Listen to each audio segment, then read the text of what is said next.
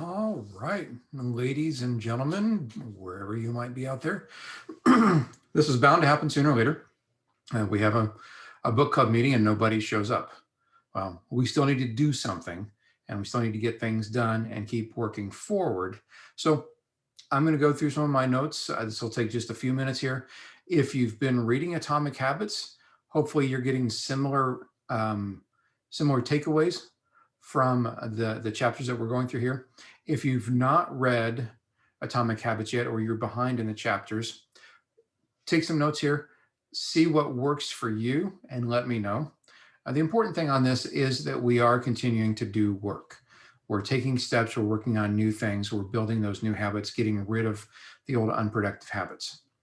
So this week here, this is week number 4, and we are looking at the third law, and the idea of the third law is make it easy. If we go back through, go to your book and look at pages 136 and 137, they're kind of a recap of what we've talked about thus far with the first 2 laws of how to create a good habit, making it obvious.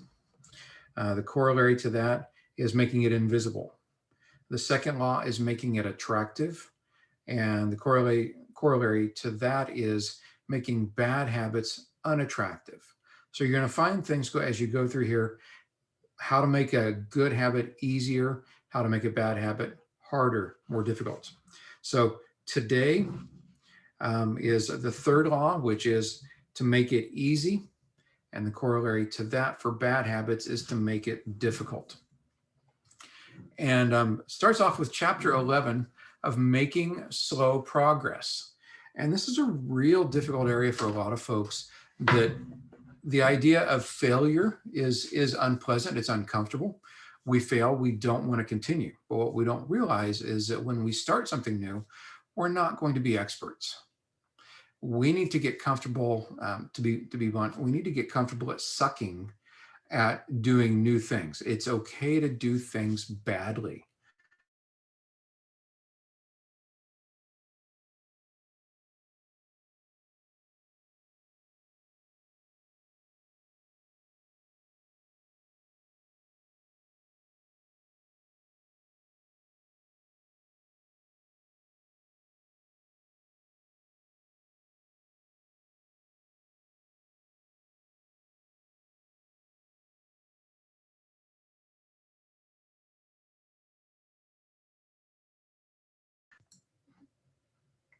Hello, hello, hello. Okay, sorry, I'm back, paused, I'm back. So going back to where I was at, obviously, see, I suck at doing videos. I'm going to do some more. Looks like I've got the mic fixed now. This is a good thing. So we need to get more comfortable with failing, and fail often, fail forward. Looking at something from the perspective that the amount of time you've been performing a habit is not as important as the number of times you've performed a habit. So instead of asking how long it takes to build a habit, how many times does it take? Instead of looking at the 21 days, the 2 or 3 weeks or whatever, if you don't do it for 3 weeks or 2 weeks, that's one thing. But starting poorly, consistently over time, repeatedly, you're going to get better at it. You might get better and more natural in that 2 or 3 weeks. We don't know. It's more important that you repeat it. And you repeat it, the failure is going to lead to success down the road. Okay. So instead of how many times does it take, how long does it take to build a habit? How many times does it take? And the chapter uses a word of automaticity. How do you automatically do something? We have to get better at that. And to get better, we have to be comfortable being bad at it. Okay. So chapter 12 is the law of least effort. And I kind of look at this from a health perspective of what is the minimum viable dose? What is the least amount of work you have to put in to get the greatest response? It's not one of these cases of do the super crazy hard thing, because a lot of times you're not going to do that. It's making it as easy as possible. So from that perspective, what we're trying to do is we could look at this as addition by subtraction. We're subtracting friction points, things that make it difficult for you to do the good thing easily or well. So for yourself, what are some common friction points? In eating better, it might be not having stuff around. It might be a friction point is having too much of the bad stuff around, in which case, to make it easier to make a good choice, getting rid of the friction of the bad choice is an easy thing to do. Get rid of the bad stuff out of your house. Don't buy it. If somebody else in your family has absolutely got to have their kettle corn chips, you keep it locked up, or you keep it somewhere where you're not going to get to it, but they can get to it if it doesn't cause a problem for them. Okay. So how do you eliminate the friction points?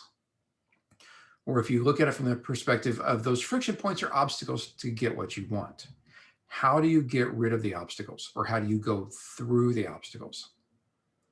So the question to you for chapter 12 is, how would you assess your current environment for enabling you to do the right things as easily as possible? In other words, how can we be more proactively lazy?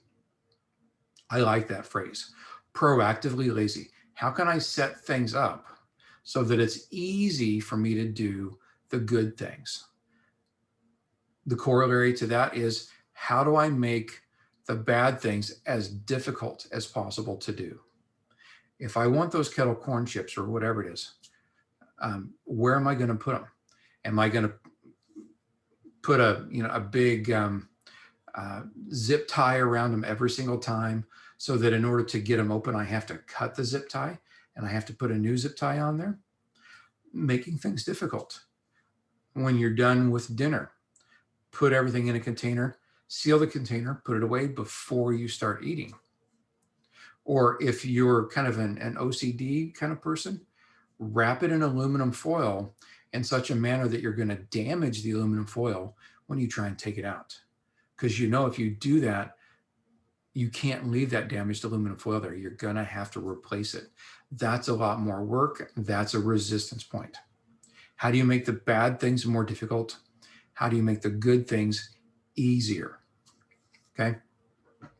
This is all well and good. Everything that we're talking about here is great theory, great implementation steps. The toughest part is actually getting started. And that's where a lot of folks who are reading the book are going to stop, actually getting started, doing something. So chapter 13 is how to stop procrastinating by using the 2-minute rule. And what we really look at is mastering the habit of showing up. Do the one thing that takes less than 2 minutes. So if you want to start a new habit, make sure it takes whatever you're going to work on is no longer than 2 minutes. 2 minutes, you're done. If you're going to start writing, or you're going to start reading or something like that, read for 2 minutes and stop. But read for that 2 minutes every single day, like you said you're going to. Read for 2 minutes and stop. Walk, if you want to start exercising, walk for 2 minutes and turn around and come back. But do it every day. You're establishing a habit. You're establishing a pattern. And what we're trying to do with this is, you can look at it from the perspective of, you're trying to stay below a point to where that new habit feels like work. If it is so easy that you're kind of questioning whether or not it's beneficial, look at the other side, that you're establishing the consistency, you're establishing a new normal behavior. And from that perspective, 2 minutes of walking, 2 minutes of reading, 2 minutes of meditation, whatever it is beneficial, because you're creating a new behavior. Okay. Now, the book talks about decisive moments, and these are really important. When you look at all the different subtle decisions you make in a day, when you get up in the morning, you have the option, in most cases, of having a good day or a bad day. A good day and a bad day are both determined by similar choices. It's those decisive moments that push us towards the good day or towards the bad day that have a huge impact. Something like that could be getting home. you're tired, you want to have a drink. Okay, that's a decisive moment. But if you get something out of the refrigerator, something else out first, or you drink some water first, or you put the beer in the garage or something like that, and you eat in the kitchen or in your dining room. Again, making a decisive decision, just having that decisive moment. It might be drink or exercise. When you get home and you take your shoes off, go change into your exercise clothing. Go do one thing that's going to push you in the direction of the good behavior. Find those decisive moments. You know you have them. You just need to plan for what action you can take that makes the good behavior easier to do or the bad behavior more difficult to do. Okay. And in the book and on page 166, they've got some options on that and a couple of different scenarios that you can walk through. So in the last chapter for the third law is chapter 14, how to make good habits inevitable and bad habits impossible. And again, this is where we're working towards the path of least resistance, the path of greatest resistance. Stop procrastinating, put it aside. So the inversion of the third law is how to make bad habits hard. How to do the things that you're doing right now that you don't want to do. How do you make it more difficult? Putting the food away, changing clothing, doing whatever. The chapter talks about commitment devices. Those are little behaviors, little steps you can take ahead of time. Do you need to hide the remotes? Do you need to lock your phone away? Do you need to put your phone in another room? Do you need to put your tennis shoes next to the front door so that when you come home and change shoes, you immediately put your tennis shoes on? What commitment devices? And if you can set those in place, how do they help lock you in to future better behavior? Do you always set out your gym clothing, starting the coffee pot or programming and getting the coffee pot ready in the morning so that when you get up, you actually have opportunity to grab something good for you and your own coffee so that you're not stopping, if we're going out and going to work, so that you're not going to eat something bad on the way to work. Okay. So think about this. Think about what habits could you automate? Where could you change to one-time decisions? And what sort of commitment devices could you create to either make good habits inevitable, bad habits impossible? Okay, so the last thing we're going to talk about, and this is my challenge to you, is to go back. If you've been reading along, if you've been doing the homework, look at your habits scorecard. Which of those habits, the positive habits, could be made inevitable and how? Which of those undesirable habits need to be made impossible? How do you make something inevitable? How do you make something impossible? So dig into that. You're going to find a few ways to kind of refine your habit scorecard to facilitate the new systems and the processes that we're talking about. So that's my blast of all of my notes from this past chapter in the book.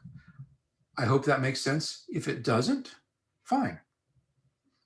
Go read the book, take your own notes, come back and tell me what I could have done better. I'm okay with that.